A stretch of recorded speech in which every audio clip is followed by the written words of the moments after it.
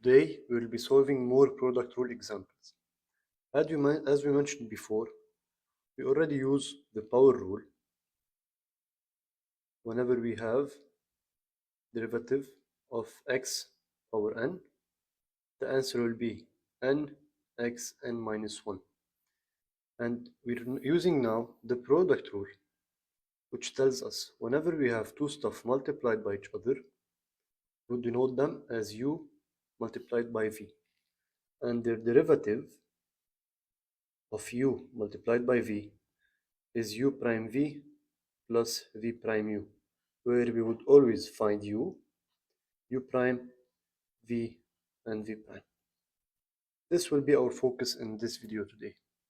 Let's start by the first example. We have f of x to be equal to x cubed into 2x minus 3. You can do that in two ways.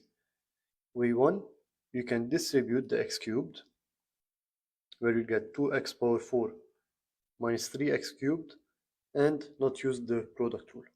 So I solve it that way, and then we'll solve with the product rule in a bit. So f prime of x will be 2 multiplied by 4, which is 8, x power 3 minus 3 multiplied by 3, which is 9, x power 3 minus 1, which is 2. That's the answer if we didn't use the product rule. Now what if you use the product rule? We have x cubed into 2x minus 3. We would take x cubed to be u and 2x minus 3 to be v. So we would have u is equal to x cubed, v is equal to 2x minus 3. We find the derivative of u, which is noted as u prime. Derivative of x cubed is 3x squared, and the derivative of v is 2.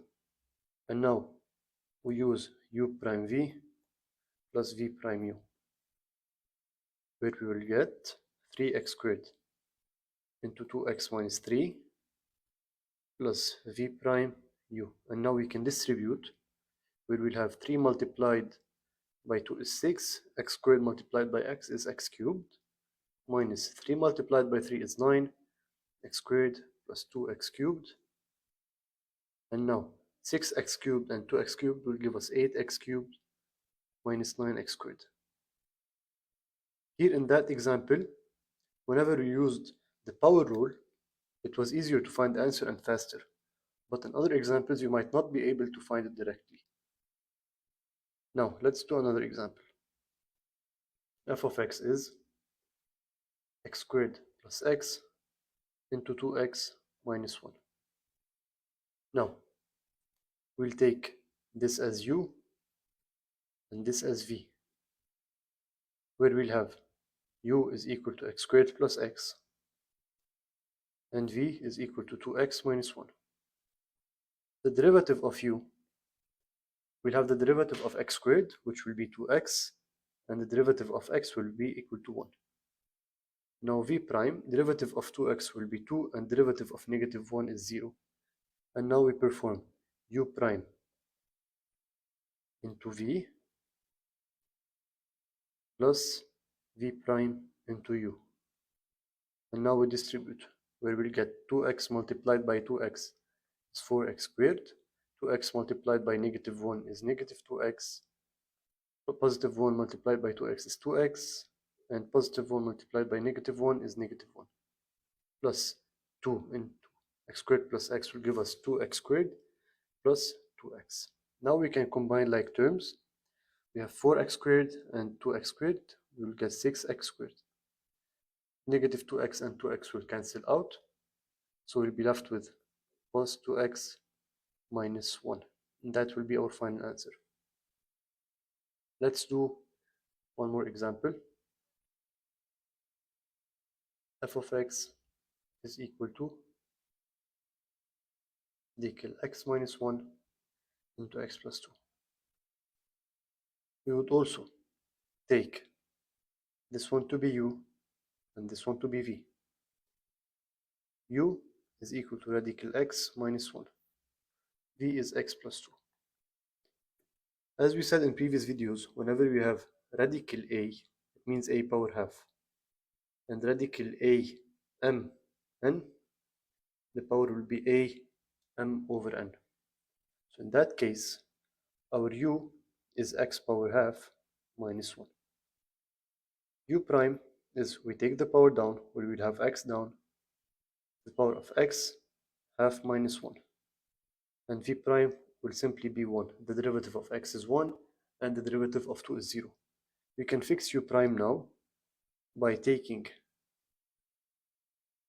x to the negative half.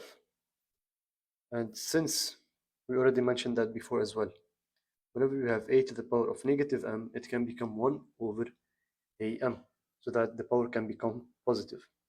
You can have u prime is 1 over 2 x power half, and x power half means radical. So u can be written as 1 over 2 radical x. And you can remember that the derivative of radical x is always 1 over 2 radical x. Now, we do u prime v plus v prime u.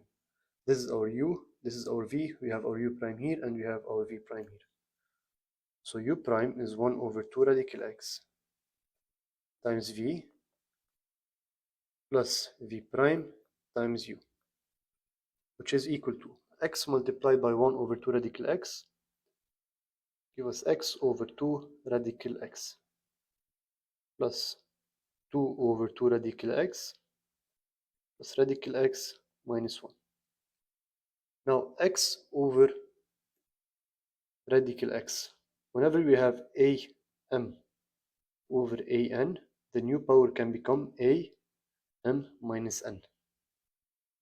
And as we know, radical means half. So we can get that as x power 1 minus half, since this is power 1 and this is power half, over 2 plus the 2 and 2 can cancel out, so we'll have plus 1 over radical x plus radical x minus 1. And now 1 minus half is x power half over 2 plus 1 over radical x plus radical x minus 1. And the x power half can become a radical. So we can write that as a radical x over 2 plus 1 over radical x plus radical x minus 1. Now you can combine these two if you want, where you'll have as a final answer 3 radical x over 2 plus 1 over radical x minus 1. Let's do one more example. This one is a bit more difficult than the other ones. F of x is 3x squared multiplied by 4 and the fifth root of x squared. So, as we did before, take this to be our u and this to be our v. U is 3x squared and v is 4 fifth root of x squared. As we said, radical of am n is equal to am over n, where we can have v as 4x 2 over 5, and our u would stay the same. Now, solving for u prime, we'll have 3 times 2, which is 6x, and now v prime is multiplying 4 by 2 over 5, and having x power 2 over 5 minus 1, where we'll have 8 over 5 x to the negative 3 over 5. Now, as we said before, a to the negative m can become 1 over am by taking the negative power to the denominator. You can have it as 8 over 5 x 3 over 5. So this is our u prime and this is our v prime. And now we solve for u prime times v plus v prime times u. Of course, we can simplify further. Whenever we have a to the m times a to the n, the new power will become a m plus n. So for example, if you had x squared multiplied by x power 5, the new power will become 2 plus 5, which is x7. If we had am over an, means am minus n. For example, I had x3 over x becomes x3 minus 1, which is x squared. Let's apply these principles into this one here. So we have 6x multiplied by 4x power 2 over 5. We can multiply the 6 by the 4, where we'll have 24. And now we have x of power 1 multiplied by x power 2 over 5. So x power 1 plus 2 over 5 plus 8 multiplied by 3 is 24 over 5, and we have our x squared. And we have our x3 over 5 in the denominator. Whenever we take it up, as we said, it becomes a negative. We'll have x squared minus 3 over 5. And now we solve for it. We'll have 24 x power 7 over 5 plus 24 over 5 x to the power of 10 over 5 minus 3 over 5, which will give us 24 x7 over 5 plus 24 over 5 x to the power of 7 over 5, which means we can take x7 over 5 as the common factor and add 24 plus 24 over 5. How can we make sure of our answer? We had in the beginning 3x squared into 4 x2 and 5. And as we said, am times an, we can add the powers. So here we could have added x2 with 2 over 5. And 3 multiplied by 4 is 12. So we would have f of x to be 12 x power 12 over 5. And deriving that would give us 12 multiplied by 12 over 5 x power 12 over 5 minus 1, which means we would have 144 over 5 x to the power of 7 over 5, which is exactly equal to what we have here. And that's how we make sure that our answer is correct.